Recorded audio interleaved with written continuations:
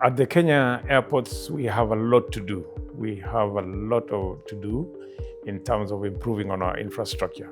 The Jomo Kenyatta International Airport, which is our main airport and the main cash cow for KAA, was constructed in 1978. Actually completed, it was commissioned in 1978. Designed to take 2 million passengers. We have surpassed that now 3 times. We are now doing 9-point-something million passengers, heading to 10 million with a capacity of 2 million. So at the peak hours, which is normally between 10 and 2 a.m., our airport is almost unbearable in terms of traffic outside, human traffic within the airport, and even the aircraft traffic on the air side. So we really need to improve our infrastructure.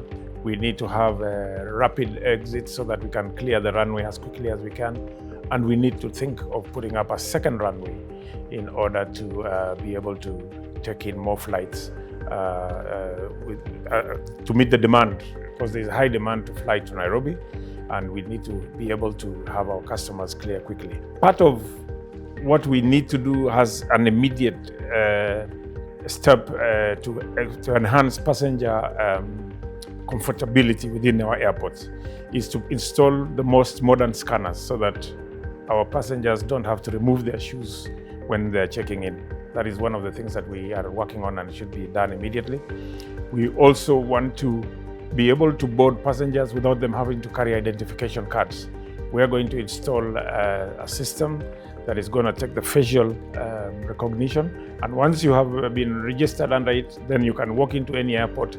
It will identify you through your facial features, which don't change much, and nobody else can look like the other.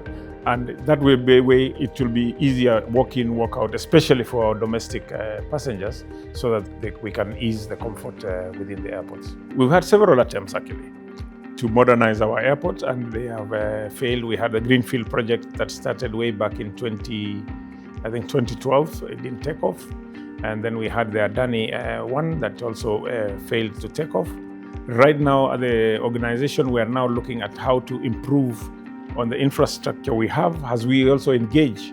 And soon we will be going out with an EOI to get international partners, those who would want to come in with funding, and they will give their proposals, whether it will be PIP, PPP, BOT, and we will consider from the various interests.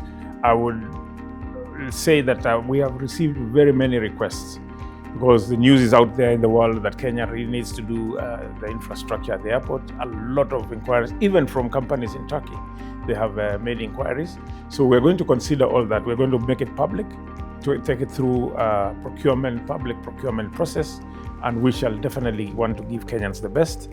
But one thing I am sure of, and one thing that we must do, is we need to build a new infrastructure at the airport. I went to Turkey on a private visit, and I managed to be taken around the new airport. I must say you have built a fantastic facility. I was quite impressed with the entire technology that is there.